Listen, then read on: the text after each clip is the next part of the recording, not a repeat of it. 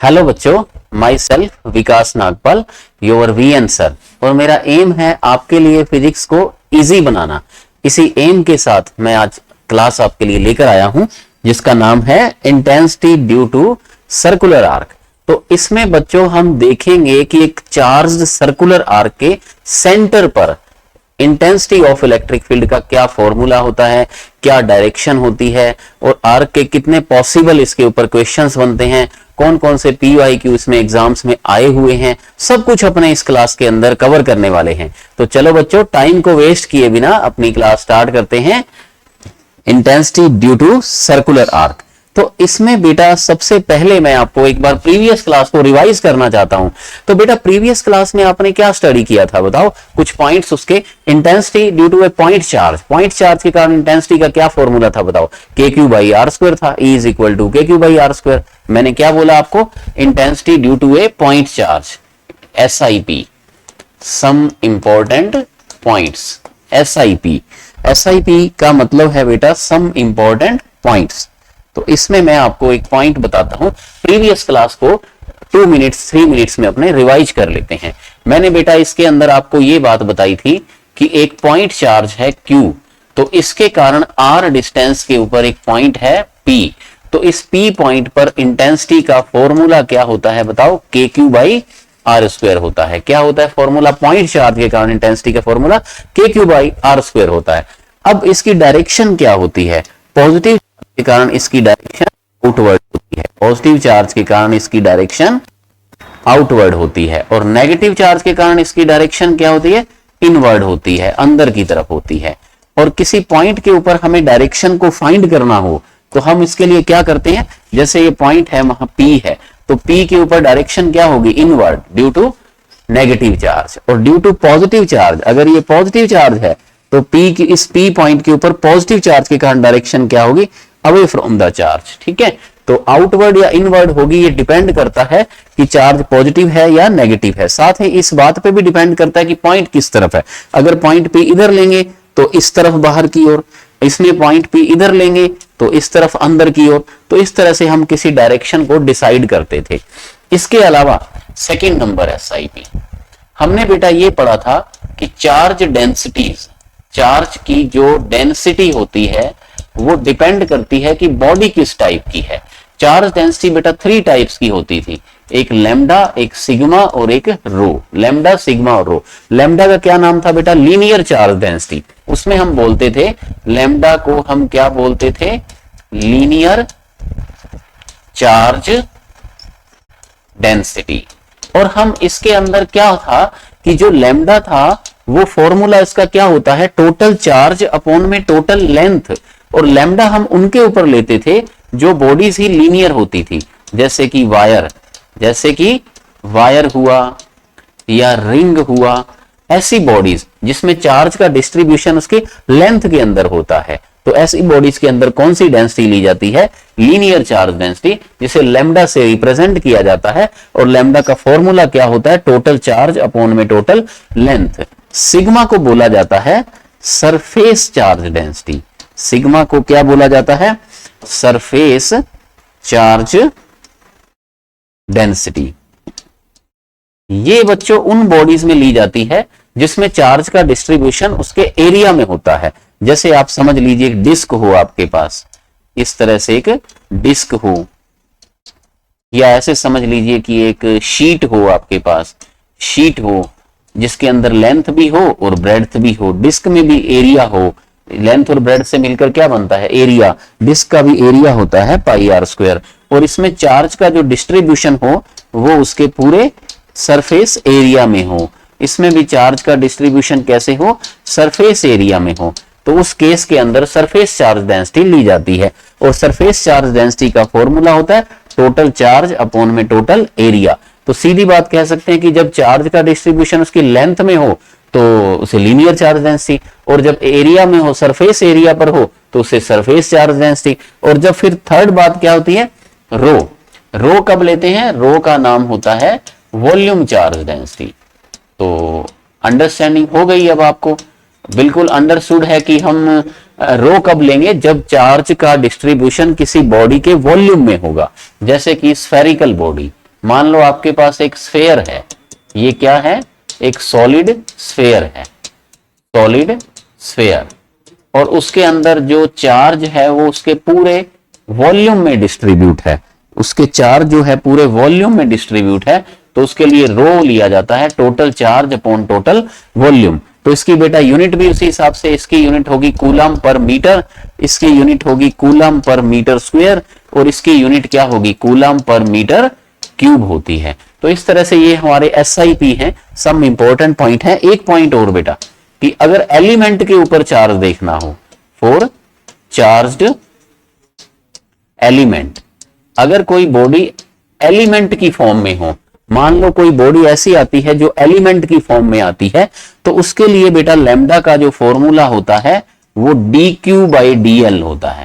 मतलब वो Q/L, Q तो बॉडी का चार्ज था, एलिमेंट पे चार्ज स्मॉल होगा, तो स्मॉल चार्ज को Q नहीं लिखते हैं, dQ लिखते हैं, ठीक है। L को क्या लिखते हैं, dl लिखते हैं। ऐसे ही सिग्मा को क्या लिखा जाता है, dQ/dA लिखा जाता है, और रो को क्या लिखा जाता है, dQ/dV लिखा जाता है। शॉर्ट करो बेटा, बहुत ही इजी बात है। इंटेंसिटी क्या थी, पॉइंट चार्ज के कारण KQ/R², हमने इसके न्यूमेरिकल्स भी कर लिए थे। इंटेंसिटी होती है KQ/R², और इसकी डायरेक्शन क्या होती है, पॉजिटिव चार्ज के कारण आउटवर्ड और नेगेटिव चार्ज के कारण इनवर्ड होती है, और इस डायरेक्शन को हम इसी हिसाब से डिसाइड करते हैं कि पॉइंट P के ऊपर कौन सी डायरेक्शन बनेगी इंटेंसिटी। और चार्ज डेंसिटी कितने टाइप्स की होती है, 3 टाइप्स की होती है, लैम्डा, सिग्मा और रो। लैम्डा को क्या बोलते हैं, लीनियर चार्ज डेंसिटी, ये क्या होती है, total charge upon total length. और सरफेस चार्ज डेंसिटी होती है सिग्मा, वो total charge upon total area. और रो क्या होता है, वॉल्यूम चार्ज डेंसिटी, वो तो टोटल चार्ज अपॉन में टोटल वॉल्यूम। नोट कर लीजिए SIP 2 पॉइंट्स।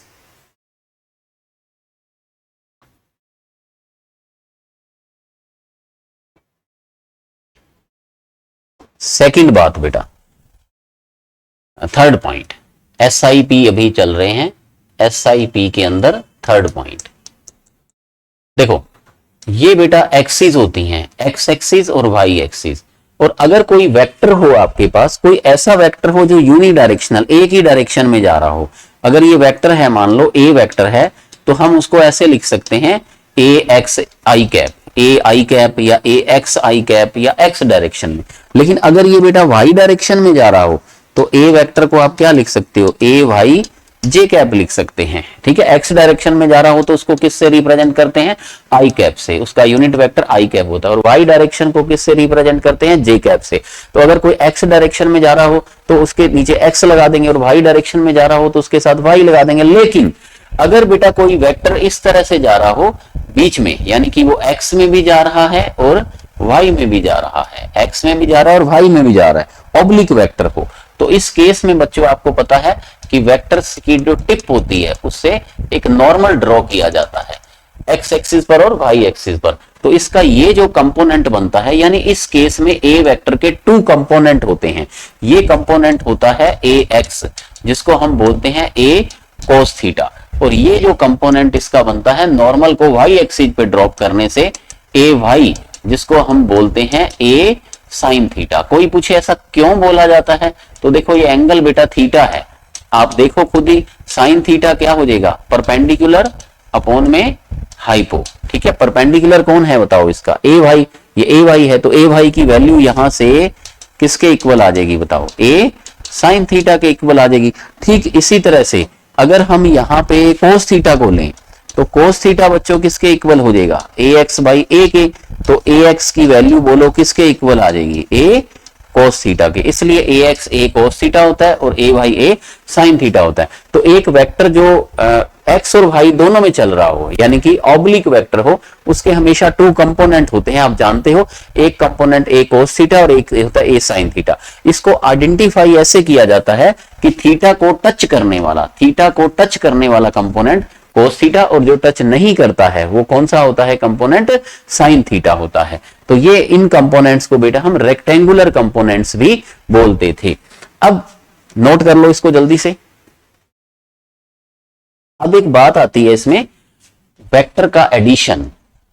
अब बेटा क्या होता है, वेक्टर एडिशन। इसके अंदर मैंने आपको ये सिखाया था वेक्टर एडिशन में कि वेक्टर एडिशन का जो फॉर्मूला होता है F नेट, वो होता है F1 square plus F2 square plus 2F1 F2 cos theta.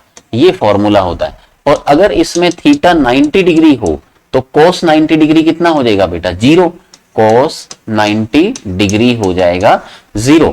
तो एफ नेट का क्या फॉर्मूला बच जाएगा बताओ, f1 square plus f2 square का अंडर रूट। और अगर इसमें इस फॉर्मूले के अंदर भी f1 और f2 दोनों इक्वल हो, मैग्नीट्यूड में इक्वल टू f हो, तो अब ये क्या हो जाएगा, f स्क्वायर, आगे ये बन जाएगा f square plus f square का रूट, तो ये क्या बन जाएगा 2f स्क्वायर, यानी कि इसको क्या बोला जाता है, अंडर रूट 2f आ जाता है। तो 90 डिग्री पर अगर इक्वल वेक्टर लगते हो तो उसका रिजल्टेंट होता है अंडर रूट 2f। और वेक्टर एडिशन लो, इसके अपने डिफरेंट टाइप्स हम पहले प्रीवियस क्लासेज में अपने स्टडी कर चुके हैं। एक बात बेटा और आपको यहां पे ध्यान रखनी है कि d by D x sine x वो किसके इक्वल होता है, प्लस का cos x, और d by D x cos x ये किसके इक्वल होता है, माइनस का साइन x। ये बेटा क्या है, डिफरेंशिएशन के फॉर्मूले हैं 11th क्लास वाले, कि साइन का डिफरेंशिएशन होता है cos और cos का डिफरेंशिएशन होता है माइनस साइन। लेकिन इसी तरह आपको इंटीग्रेशन के फॉर्मूले भी आने चाहिए। इंटीग्रेशन साइन x dx ये होता है माइनस का cos x। इंटीग्रेशन में बेटा अपोजिट हो जाता है, जहां प्लस cos होता है वो माइनस cos, मतलब साइन का डिफरेंशिएशन प्लस cos, लेकिन साइन का इंटीग्रेशन क्या होता है, माइनस cos।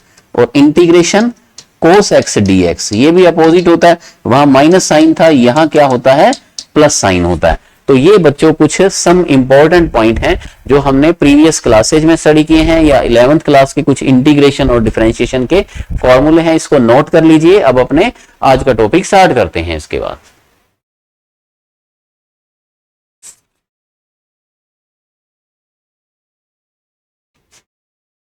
देखो, intensity at the centre of a circular arc, ये हमारा टॉपिक है।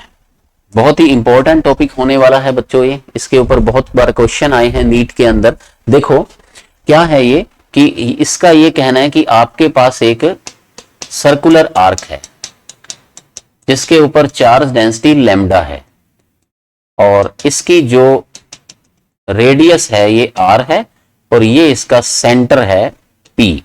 तो सेंटर पर इस चार्ज्ड आर्क के कारण जो इंटेंसिटी का जो फॉर्मूला होता है P पॉइंट के ऊपर, वो ये होता है बेटा 2k lambda by r sign alpha by 2। Alpha क्या होता है, इसका एंगल, इस आर्क का जो सबटेंडेड एंगल, इसने कितना एंगल अंदर बनाया हुआ है उसे हम बोलते हैं अल्फा। क्या फॉर्मूला है, 2k lambda by r into में साइन अल्फा बाई 2। k तो यहाँ पे कांस्टेंट ही है, k की वैल्यू वही पुराने वाली 1/4 पाई एप्सिलॉन नॉट। लैम्डा इसका लीनियर चार्ज डेंसिटी, लैम्डा का फॉर्मूला अभी आपको बताया ही है कि लैम्डा का फॉर्मूला क्या होता है बेटा, बताओ, क्यूब अपॉन एल होता है। तो ये हमें यहाँ पे काम में आएगा, क्यू अपॉन एल होता है लैम्डा का फॉर्मूला। r इसकी रेडियस है ही सही, और अल्फा क्या है, इसका एंगल है। हाँ, अब कोई बच्चा ये पूछे कि इसकी डायरेक्शन किधर होती है, तो बेटा पॉजिटिव चार्ज के कारण डायरेक्शन किधर होती है, बताओ, पॉजिटिव चार्ज के कारण डायरेक्शन होती है अवे, तो इसके सेंटर से लेनी है। जैसे आर्क है ना, ये पूरी आर्क है, इसका सेंटर यहाँ पे देख लो आप, और सेंटर से यहाँ पे पॉजिटिव चार्ज है तो पॉजिटिव के अंदर थोड़ी जाएंगे, पॉजिटिव से तो बाहर आएंगे, तो P पर क्या होगी, बाहर की ओर। अगर नेगेटिव चार्ज होता तो P से इनसाइड, और पॉजिटिव है तो कहां होगी इसकी डायरेक्शन, आउटसाइड होगी। तो ये बेटा E वेक्टर की डायरेक्शन होती है, EP वेक्टर की, और ये उसका मैग्नीट्यूड होता है। अब कोई बच्चा ये कहे कि ये वाली डायरेक्शन, मतलब ये वाला जो फॉर्मूला है कैसे आया, तो इसके लिए अपने छोटी सी एक बात कर लेते हैं, फिर से इसके कंसेप्ट को समझ लेते हैं। कोई बच्चा ये भी पूछ सकता था कि ये जो डायरेक्शन है ये आपने सेंटर से बाहर ही क्यों ली, प्लस चार्ज तो फैला हुआ था, डिस्ट्रीब्यूटेड था, तो आपने इधर से क्यों नहीं ली, उधर से क्यों नहीं ली। सारे क्वेश्चन को अभी एक्सप्लेन कर देते हैं। तो ये बेटा रिंग है, ये आपको हाफ रिंग दिख रही है, लेकिन जरूरी नहीं है हाफ रिंग हो, हाफ से थोड़ी कम भी ले सकते हैं, हाफ से थोड़ी ज्यादा भी ले सकते हैं, ठीक है। अब यहाँ पे सेंटर है P, मैंने थोड़ा अच्छा एक्सप्लेन करने के लिए इसको हाफ रिंग बनाया है, पर ये बाद में हम बताएंगे कि जरूरी नहीं है कि हाफ ही रिंग हो, हाफ से कम भी हो सकती है, हाफ से ज्यादा भी हो सकती है। तो इसके ऊपर चार्ज है इस तरह से, पॉजिटिव चार्ज है। रिंग के ऊपर बेटा कौन सा चार्ज है, बताओ, पॉजिटिव चार्ज है, और ये इसका सेंटर पॉइंट है यहाँ पे P, जहां पे आपको इलेक्ट्रिक फील्ड इंटेंसिटी की डायरेक्शन बतानी है, और चार्ज डेंसिटी कितनी है इसकी, लैम्डा है। अब बेटा यहाँ पे हम एक एलिमेंट लेते हैं छोटा सा, इस एलिमेंट के कारण जो टी पर डायरेक्शन होगी वो क्या होगी, डीई। डीई मैंने क्यों लिखी, क्योंकि due to element, small element, और एलिमेंट बेटा प्लस का है, पॉइंट चार्ज है, और पॉइंट चार्ज प्लस के कारण इंटेंसिटी प्लस से बाहर की तरफ अवे होती है। इधर भी हम एक सिमेट्रिकली, इधर भी हम एक एलिमेंट लेंगे तो इसके कारण भी ये वाली डायरेक्शन हो जाएगी डीई की डायरेक्शन हो जाएगी। ठीक है, ये वाला पॉइंट पी है। ठीक, अब देखो, अब बेटा क्या है, समझो एक बार, पी को भी लिखते हैं, ये डीई है। अब होगा क्या, होगा ये कि ये डीई जो है, ये एंगल मान लो थीटा है, ये थीटा है, तो डीई आपको किस टाइप की दिख रही है, ऐसे ऑब्लिक दिख रही है।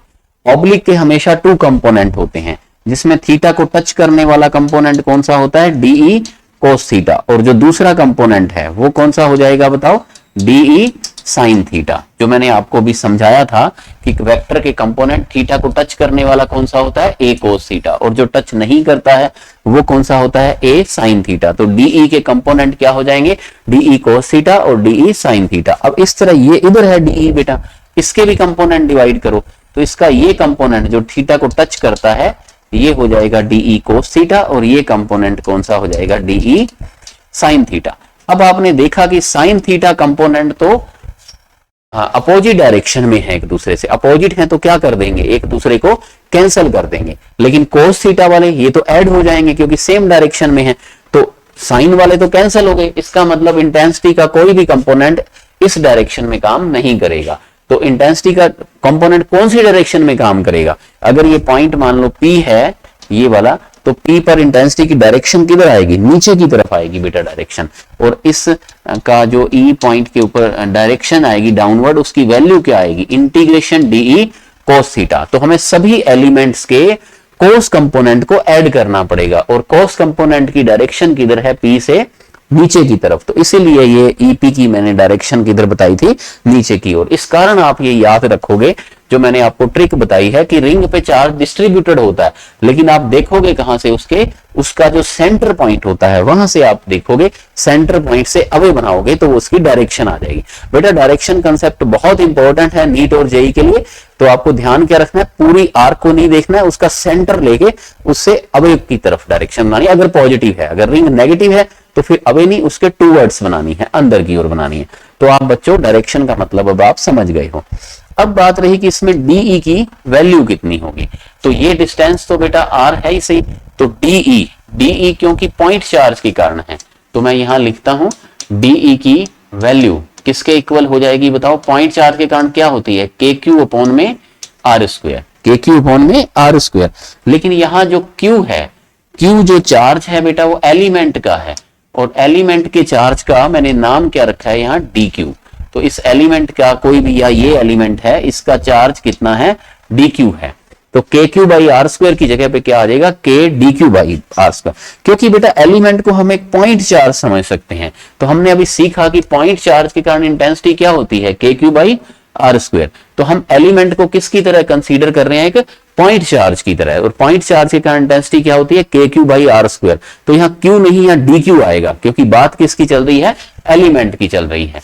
नेक्स्ट बात, अब एलिमेंट की बात चल रही है बेटा, तो एलिमेंट के लिए लैम्डा की वैल्यू क्या होती है बताओ, D Q by D L. क्योंकि हमने अभी सीखा था कि लैम्डा की जो वैल्यू होती है एलिमेंट के केस के अंदर, लैम्डा जो होता है लीनियर चार्ज डेंसिटी होती है, जो पूरी बॉडी के लिए तो Q अपॉन L होती है, लेकिन स्मॉल एलिमेंट की बात की जाए तो स्मॉल एलिमेंट पे चार्ज, पूरा चार्ज थोड़ी आएगा, छोटा सा चार्ज आएगा, तो उसको क्या लिखा जाता है, DQ। और स्मॉल एलिमेंट है तो उसकी लेंथ भी बहुत छोटी होगी, तो उसको क्या लिखा जाता है, DL। तो लैम्डा किसके इक्वल हो गया बेटा बताओ, DQ बाई DL।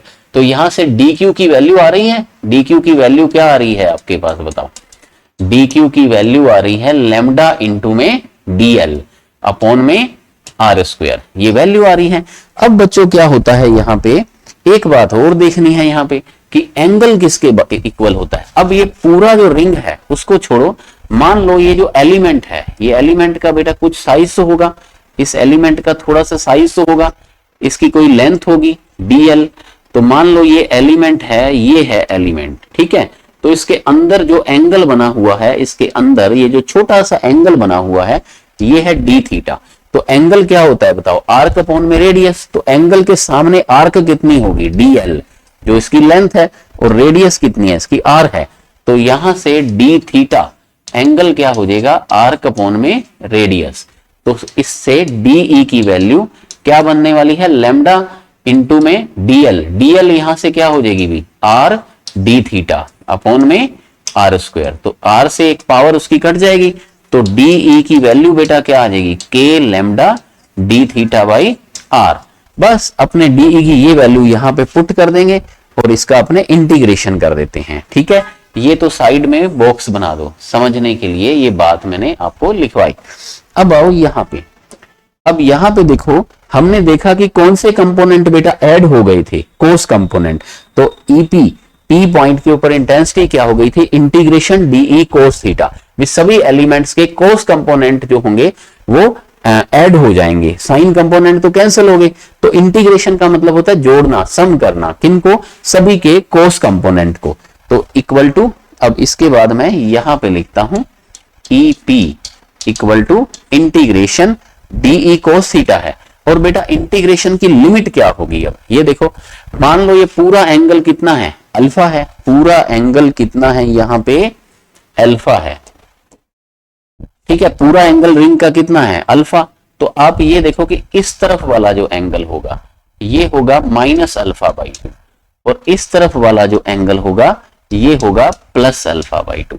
ये माइनस क्यों है बेटा, क्योंकि ये क्लॉकवाइज एंगल है, ठीक है। एक साइड में एंगल कैसा होगा, क्लॉकवाइज, और एक साइड ये क्लॉकवाइज बनेगा देखो, और ये कौन से वाइज बनेगा, एंटी क्लॉकवाइज। ध्यान से देख लो। और आपको पता है कि क्लॉकवाइज वाले एंगल नेगेटिव लिए जाते हैं और एंटी क्लॉकवाइज वाले एंगल पॉजिटिव लिए जाते हैं। तो इधर एंगल क्या हो गया, माइनस अल्फा बाई 2, इधर क्या हो गया, प्लस अल्फा बाई 2। तो लिमिट क्या आ गई, माइनस अल्फा बाई 2 से प्लस अल्फा बाई 2, ठीक है।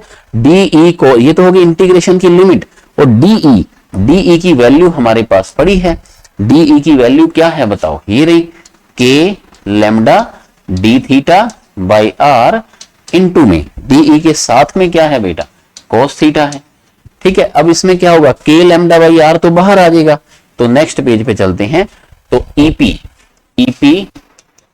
क्या बन जाएगी, K lambda by R integration minus alpha by 2 से plus alpha by 2 cos theta D theta. और बच्चों अभी आपने याद भी कर लिया है कि integration cos theta cos x D x किसके इक्वल होता है, प्लस का साइन एक्स होता है। तो इसका मतलब ईपी की जो वैल्यू है वो किसके इक्वल आ जाएगी, K lambda by R cos X theta D theta क्या हो जाएगा, साइन थीटा। और इसकी लिमिट क्या है, माइनस अल्फा बाई 2 से प्लस अल्फा बाई 2। तो ईपी बेटा कितना हो जाएगा, के लैम्डा बाई आर साइन, एक बार इसकी जगह पे अल्फा बाई 2 और एक बार हम क्या लिख देंगे, माइनस अल्फा बाई 2, ठीक है। माइनस साइन माइनस थीटा क्या होता है, माइनस साइन थीटा, ऐसे समझ लो, माइनस माइनस प्लस। तो ईपी क्या बन जाएगा बताओ, K lambda by R in bracket sine alpha by 2 plus sine alpha by 2 क्या हो जाएगा, 2 साइन अल्फा बाई 2। अब 2 को अपने पहले लिख देंगे। तो ईपी की वैल्यू बच्चों किसके इक्वल आ जाएगी, 2 K lambda by R sine alpha by 2, ठीक है। ये इंटीग्रेशन बेटा क्या था, मान लो इसमें 2-3 ही लाइन थी बस, ये वो तो मैंने पूरा सिखाया है आपको, इसलिए हमें ऐसा लगा। कंसेप्ट बिल्कुल सिंपल सा ही है, क्योंकि बेटा इसमें से क्वेश्चन बनते हैं। देखो एक तो ये क्वेश्चन बनता है, छोटा छोटे क्वेश्चन, कि कौन से कंपोनेंट कैंसिल हो जाते हैं, साइन कंपोनेंट, जिससे पता लगता है कि इस डायरेक्शन में इंटेंसिटी 0 होती है रिंग की, ठीक है। जबकि रिंग के जो पॉजिटिव चार्ज से अवे होती है डायरेक्शन, वही ऐड हो जाती है, जिससे हम एक डायरेक्शन कंसेप्ट क्लियर होता है।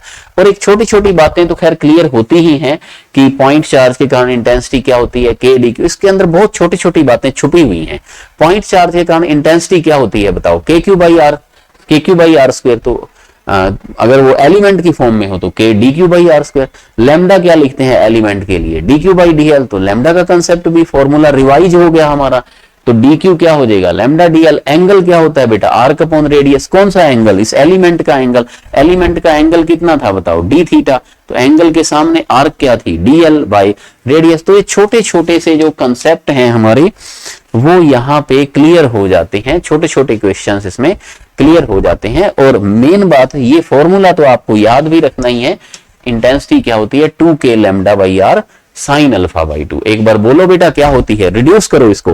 तो किसी आर्क के कारण, जो आज हमारी क्लास चल रही है, किसी आर्क के कारण इंटेंसिटी कभी नहीं बोलना 2k lambda by R sine alpha by 2, 2k lambda by R sine alpha by 2। ठीक है, ये वाला स्टेप आपको याद हो गया।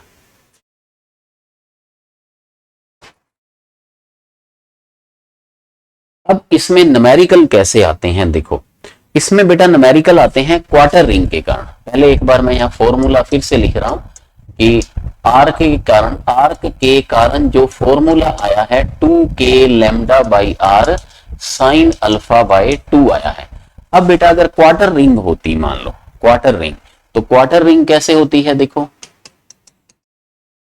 ये ऐसे, जिसका एंगल कितना होता है अल्फा बताओ 90 डिग्री, तो इसके लिए अल्फा कितना हो जाएगा बताओ 90 डिग्री हो जाएगा। तो यहाँ साइन 90 बाई 2, 90 बाई 2 कितना हो जाएगा 45 डिग्री, और साइन 45 डिग्री कितना होता है 1 अपॉन रूट 2। तो ईपी कितना आ जाएगा 2k लैम्डा बाई आर, यहाँ साइन 45 डिग्री जो कि होता है 1 बाई रूट 2। तो आंसर क्या आ जाएगा root 2k lambda by are. ठीक है, root 2k lambda by are किसके कारण, क्वार्टर रिंग के कारण, सेमी सर्कुलर। अब बेटा अगर ये रिंग सेमी सर्कल होती है ऐसे, तो फिर ये अल्फा की वैल्यू हमें फिक्स कितनी हो जाती 180 डिग्री। तो उसके लिए अल्फा कितना होता 180 डिग्री। मैंने अभी प्रीवियस आर्टिकल में आपको बोल दिया था बेटा कि इसको सेमी सर्कुलर, इसको हाफ रिंग मत समझो, ये समझाने के लिए हाफ बनाई है, ये छोटी बड़ी कुछ भी हो सकती है। और अगर ये हाफ होती मान लो, तो फिर उसका अल्फा कितना आ जाता, हाफ होती तो उसके अल्फा की वैल्यू कितनी आ जाती 180 डिग्री। तो फिर ईपी क्या हो जाएगा, वैल्यू रखो इसमें 2k lambda by are, alpha 180, तो 180 बाई 2 कितना हो जाएगा 90, और साइन 90 तो 1 ही होता है, तो बस इतना ही आ जाएगा 2k लैम्डा बाई आर आ जाएगा। कंप्लीट रिंग, कंप्लीट रिंग जो होती है बेटा, कंप्लीट रिंग, जो कंप्लीट रिंग होगी ऐसे, उसके लिए अल्फा की वैल्यू बेटा कितनी आ जाएगी 360 डिग्री। और अल्फा अगर 360 हो जाएगा तो 360 बाई 2, 360 बाई 2 कितना होता है 180, और साइन 180 कितना होता है 0। तो ईपी की वैल्यू कितनी आ जाएगी 0। तो बेटा कंप्लीट रिंग के सेंटर पर इंटेंसिटी 0 होती है। ये 0 पता क्यों होती है, देखो जैसे ये आपके पास एक रिंग है, अब ये 0 इसलिए होती है 0 क्योंकि इसमें जो एलिमेंट बनाएंगे ना बेटा, तो हर सामने वाले एलिमेंट के कारण ये इंटेंसिटी बनेगी डी, हर एलिमेंट के सामने एक एलिमेंट होगा सिमेट्रिकली। तो ये सेंटर पॉइंट के ऊपर क्या होगा, सभी एलिमेंट एक दूसरे की इंटेंसिटी को कैंसिल कर देते हैं, एक दूसरे की इंटेंसिटी को। इधर वाला एलिमेंट हर आमने के सामने भी होगा, हर आमने के सामने भी होगा, तो ये चार्ज एलिमेंट होंगे बेटा। और प्लस के कारण इंटेंसिटी क्या होती है आउटवर्ड, तो ये प्लस के कारण ऐसे बाहर, सामने वाले प्लस के कारण ऐसे बाहर। तो सेंटर पॉइंट के ऊपर नेट इंटेंसिटी कितनी आ जाएगी बताओ 0 आ जाएगी। ये बेटा आपको लॉजिक भी समझ आ गया और फॉर्मूला तो आपको समझ आ ही गया है। ये फॉर्मूला तो आपको मैं लर्न पिछले पेज से करवा ही रहा हूं कि आपको ये याद ही रखना है कि फॉर्मूला क्या होता है 2k lambda by R sine alpha by 2। कोई आया कैसे, तो उसको को 2 मिनट लगेंगे, बता देंगे कैसे आया ये एंगल मान के। ठीक है, फॉर्मूला लर्न रखना है बेटा नीट और जेई के लिए 2k lambda by R sine alpha by 2। और अगर वो क्वार्टर रिंग हो तो अल्फा की वैल्यू 90 लगा दो। अगर ऐसे हो, अगर ये रेगुलर फॉर्म में हो 90, 180, 360 या 60 डिग्री, तो आप इजीली ऐसे क्वेश्चंस को सॉल्व कर सकते हो। ठीक है, नोट कर लीजिए बेटा और याद भी रखना हाफ रिंग क्वार्टर रिंग के कारण कितना आया था √2k लैम्डा बाई आर। अब मैं डायरेक्ट यूज कर सकते हैं क्या, आपको याद हो गए हैं क्वार्टर रिंग का √2k lambda by R, half ring का 2k, वहां √2 है, यहाँ 2k लैम्डा बाई आर, और कंप्लीट रिंग के कारण कितना हो जाता है 0 हो जाता है।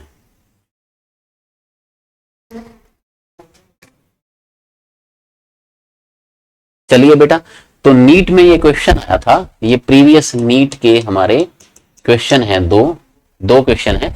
इसमें लैम्डा की फॉर्म में है, मान लो इसके ऊपर पॉजिटिव, ये हाफ रिंग है बेटा, ये आपको बताया गया है कि ये हाफ रिंग है जिसकी रेडियस स्मॉल r है और इसके ऊपर लीनियर चार्ज डेंसिटी जो है वो कितनी दी हुई है, प्लस लैम्डा, और इसके ऊपर बस Q की फॉर्म में दी हुई है। इसमें लैम्डा नहीं दिया आपको, Q दे दिया है, और इसमें आपको क्या दिया हुआ है, लैम्डा दिया हुआ है। दोनों में इलेक्ट्रिक फील्ड कहां बताना है, सेंटर पर। यहां भी इलेक्ट्रिक फील्ड कहां बताना है, सेंटर पर बताना है। ये हाफ रिंग्स हैं बेटा दोनों, है ना। अब हमें तो ज्यादा पता नहीं, हमको तो बस इतना ही पता है कि कहते हैं बच्चे कि सर ने तो बस इतना ही बताया था कि हाफ रिंग के कारण फॉर्मूला क्या होता है, 2k लैम्डा बाई आर होता है। हाफ रिंग के कारण बेटा क्या फॉर्मूला होता है, 2k लैम्डा बाई आर होता है। आपने कहा कि हमें तो इतना तो याद पड़ा है ना। अब क्या हुआ, इसकी डायरेक्शन और पूछता है, तो डायरेक्शन के लिए जैसे जैसे मैंने कंसेप्ट क्या सिखाया था बताओ बेटा, कि ये हाफ रिंग है ना, उसका सेंटर ले लो। सेंटर कौन सा बनेगा बताओ, सेंटर इसका कौन सा बनेगा भी बताओ। सेंटर इसका ये बन रहा है, देखो ये इसका सेंटर है, क्योंकि इधर क्वार्टर इधर होगी, ये सेंटर, और कैसा है, प्लस का है। तो पॉइंट P पे आप खड़े हो, तो P पे प्लस के इनवर्ड जाओगे या आउटवर्ड जाओगे, तो ऑब्वियस है बेटा प्लस के कारण आउटवर्ड जाओगे। तो ये डायरेक्शन हो जाएगी आपकी EP की। और बताओ ये डायरेक्शन कौन सी है, ये प्लस x है, तो ये कौन सी हो जाएगी, माइनस x। ये कौन सी हो जाएगी बताओ, माइनस x हो जाएगी। और अगर बेटा ये डायरेक्शन माइनस x हो जाएगी तो यहां पे हम क्या लिख देंगे, माइनस आई कैप लिख देंगे। आप बेटा ऐसे भी कर सकते हो, पता है आप क्या कर सकते हो, जैसे आपके पास ये रिंग थी ना, ये डायरेक्शन यूं बताई हुई थी डाउनवर्ड, इसको ऐसे रोटेट करके देखो, यूं इसको रोटेट करोगे तो भी ये वाली रिंग बन जाएगी। लेकिन रोटेट करने से भी बेटर क्या है कि उसका सेंटर देख लो। मैं आपको बार बार बोल रहा हूं, बार बार मैं इसलिए बोल रहा हूं क्योंकि मैं चाहता हूं आप इसी लैंग्वेज के, इसी बेस पे, इसी कंसेप्ट को इसी लाइन के बेस पे समझो। क्या कि पूरी रिंग को नहीं देखकर उसका एक सेंटर पॉइंट देखो, चार्ज का सेंटर, और चार्ज के सेंटर से रिंग के सेंटर की तरफ या तो अवे होगी और या टूवर्ड्स होगी। अब यहां पॉजिटिव चार्ज है तो वो अवे होगी, और अवे में कौन सी डायरेक्शन बन जाएगी, माइनस आई कैप। अब आओ इस कंसेप्ट के बेस पे, इस पे बताओ बच्चों क्या होगा। ये पूरी रिंग होगी, हाफ रिंग हो गई, इसका सेंटर रिंग के चार्ज का सेंटर ये रहा, और रिंग का सेंटर ये रहा। अब कैसा है, प्लस है, तो प्लस के कारण क्या होगी, आउटवर्ड। तो ये बच्चों डायरेक्शन होगी। और P ये है तो वही है, क्वेश्चन तो वही है, ये भी हाफ रिंग है, तो हाफ रिंग है तो इसका भी P पॉइंट पे आंसर क्या होगा, 2k लैम्डा बाई आर। लेकिन यहां Q की फॉर्म में रखना है तो हमें क्या करना पड़ेगा, लैम्डा की वैल्यू लेनी पड़ेगी। और लैम्डा बच्चों अभी मैंने आपको सिखाया है Q अपॉन L होता है। लैम्डा क्या होता है, Q अपॉन L। और L जो होती है लेंथ, वो कंप्लीट रिंग होती तो उसकी लेंथ कितनी होती, 2 पाई आर। तो ये तो हाफ रिंग है, तो हाफ रिंग की बच्चों लेंथ कितनी हो जाएगी, पाई आर। तो लैम्डा क्या आ गया, Q बाई पाई आर। तो आगे बढ़ जाओ, 2k की value 1 upon 4 pi epsilon not. अब लैम्डा को आप चेंज कर सकते हो Q की फॉर्म में। क्यों करना पड़ा बताओ चेंज, क्योंकि यहाँ Q की फॉर्म में आंसर लाना है, यहाँ लैम्डा की फॉर्म में लाना था। लैम्डा की फॉर्म में तो डायरेक्ट आंसर लगा के हमने डायरेक्शन कर ली, यहाँ हमने लैम्डा को कन्वर्ट करना है। तो लैम्डा क्या हो जाएगा, Q अपॉन में पाई आर, Q अपॉन में पाई आर, इंटू में एक आर और भी है ये नीचे। तो अब ये कट के देखो कितना आ रहा है, EP इक्वल टू, ये ऊपर तो रह गया Q और नीचे 2 से 4 कट गया तो क्या बचा, 2 पाई, और पाई क्या हो गए, pi square epsilon naught R square, और डायरेक्शन क्या है, माइनस जे कैप। ठीक है, माइनस जे कैप है ना बेटा डायरेक्शन। देखो कैसे, ऊपर वाली डायरेक्शन क्या है, प्लस वाई, तो नीचे वाली क्या होगी, माइनस वाई। माइनस वाई का मतलब माइनस जे कैप डायरेक्शन हो जाएगी। ठीक है, तो इसमें आपने फिर से कौन सा कंसेप्ट सीखा बताओ, linear charge density. Lambda is equal to Q upon L, और लैम्डा को Q में कन्वर्ट कर दिया तो शॉर्ट करो तो आप कहोगे कि हाफ रिंग के कारण कितनी थी, 2k lambda by R. Direction का कंसेप्ट आपको मैंने सिखा ही दिया अच्छे से बच्चों को, और लैम्डा को Q में चेंज करना वो भी आपको आ ही गया है। तो आप देखो इतने आसान क्वेश्चन ये नीट में आते हैं। ठीक है, क्लियर, ये प्रीवियस PYQ है। ठीक है बेटा, नोट कर लो इसको। नेक्स्ट देखो, अभी क्या है बेटा, ऐसा क्वेश्चन आया है, ये प्रीवियस जेई का क्वेश्चन है।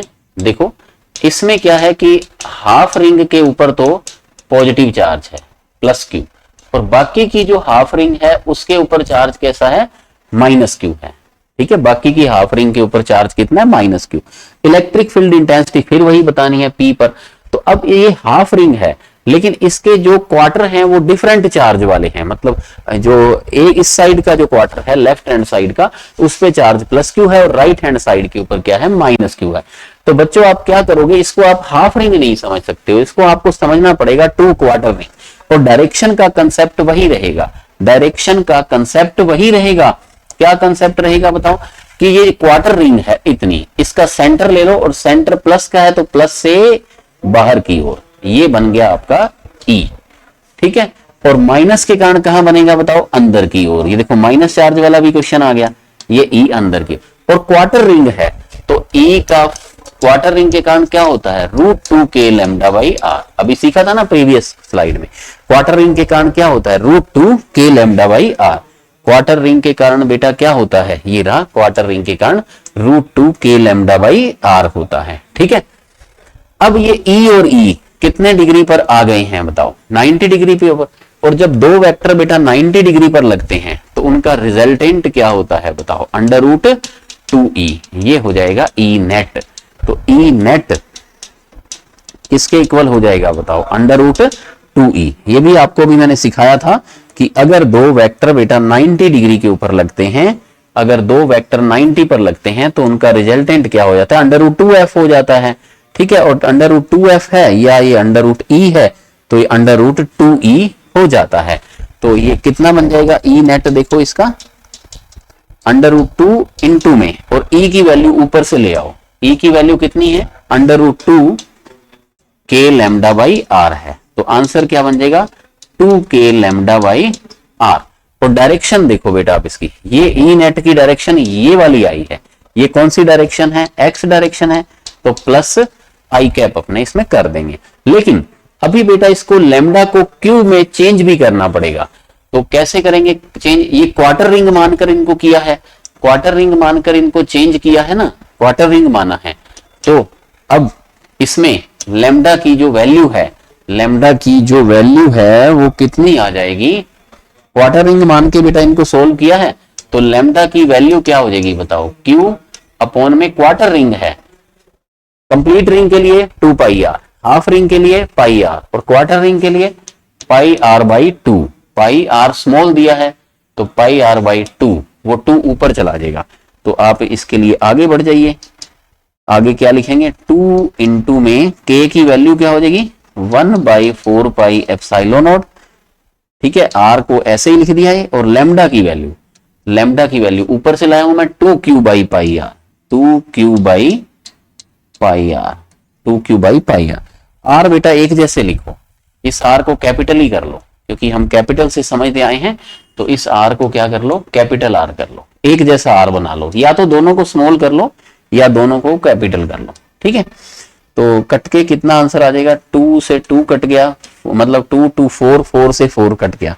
तो लास्ट आंसर मैं यहाँ पे लिख रहा हूं इसका बेटा, लास्ट आंसर ई नेट, ऊपर तो क्या बचेगा क्यू, और नीचे क्या आ जाएगा, pi square epsilon naught, pi square epsilon naught R square, direction क्या हो जाएगी plus I cap. This is your final answer.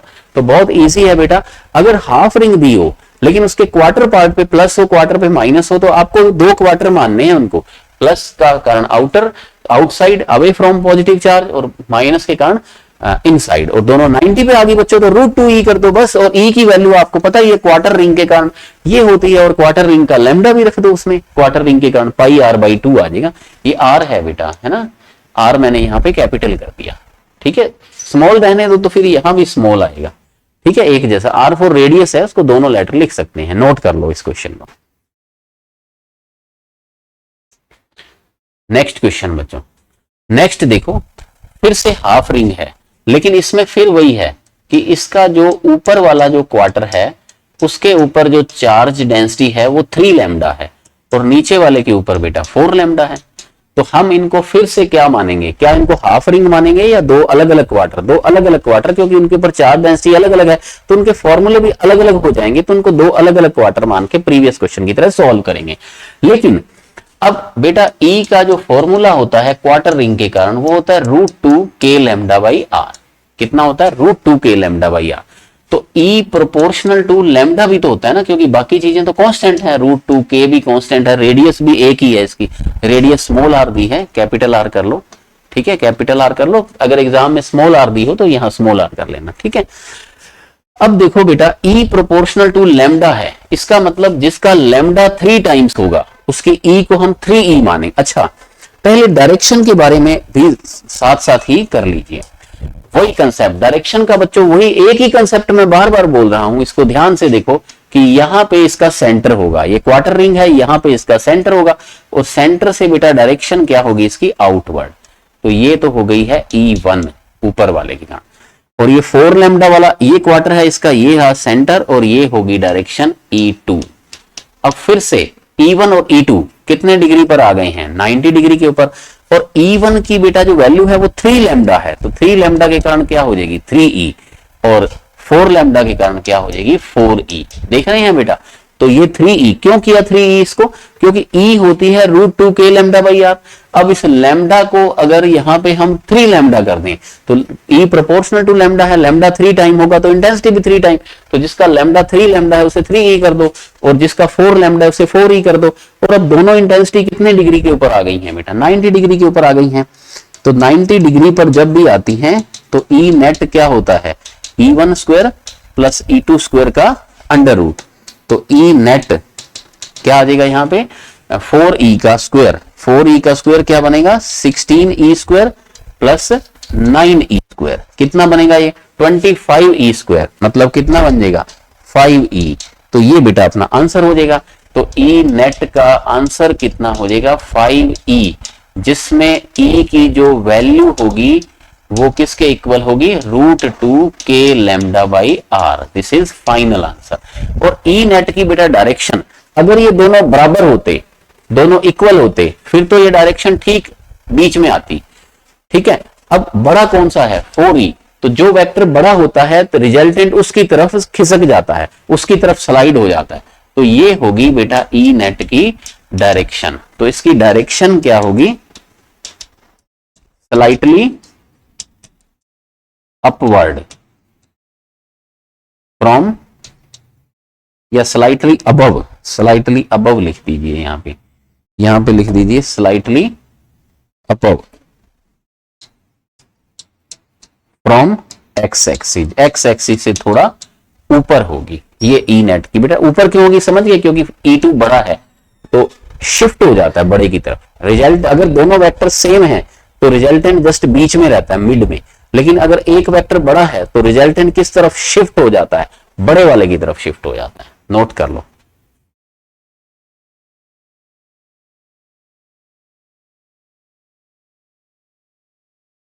Next question, इसमें बेटा आपको 3 क्वार्टर दिख रहे हैं, इसके 4th वाला नहीं है, तो इसको कंप्लीट रिंग मानेंगे, 3/4 रिंग मानेंगे, या अलग अलग 3 क्वार्टर, ये डिसाइड होता है कि लैम्डा इनका अलग अलग है, तो इसका मतलब क्या है, ये डिफरेंट क्वार्टर्स हैं।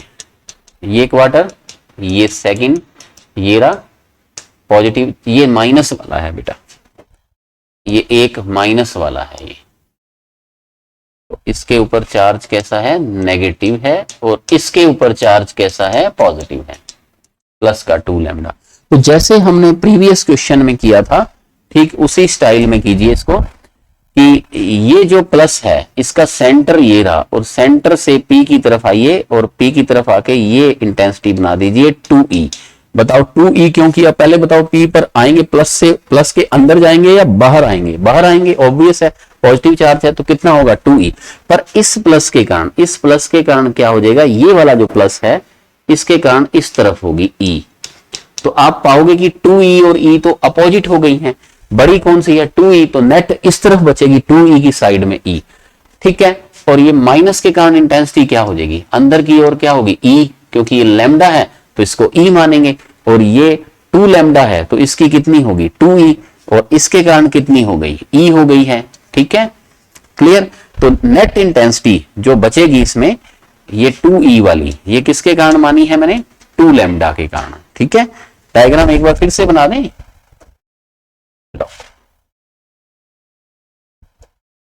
देखो ध्यान से देखो बेटा, ये 2 लैम्डा है, इसके कारण क्या होगी P पर इंटेंसिटी 2e, तो ये प्लस से आउटवर्ड होगी ऐसे, ये 2e, ठीक है, ये इस प्लस के कारण।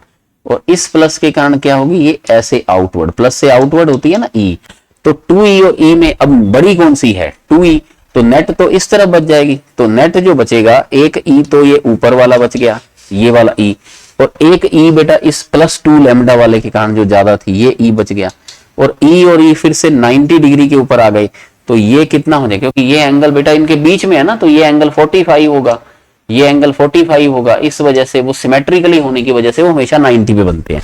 तो इस तरफ फिर कितना आ जाएगा बताओ, √2e, और डायरेक्शन क्या हो जाएगी इसकी, -i कैप, ये e नेट हो जाएगा, e नेट।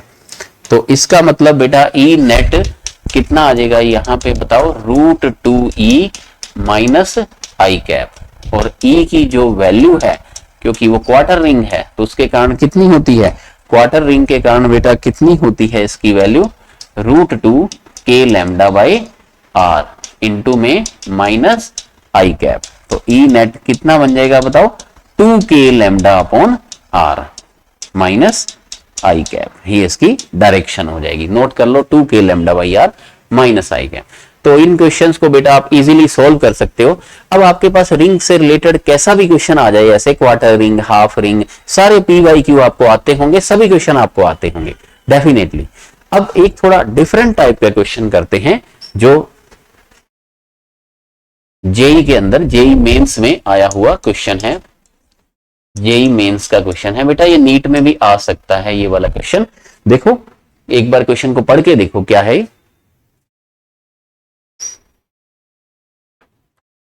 ये आपको ये कह रहा है कि एक रिंग है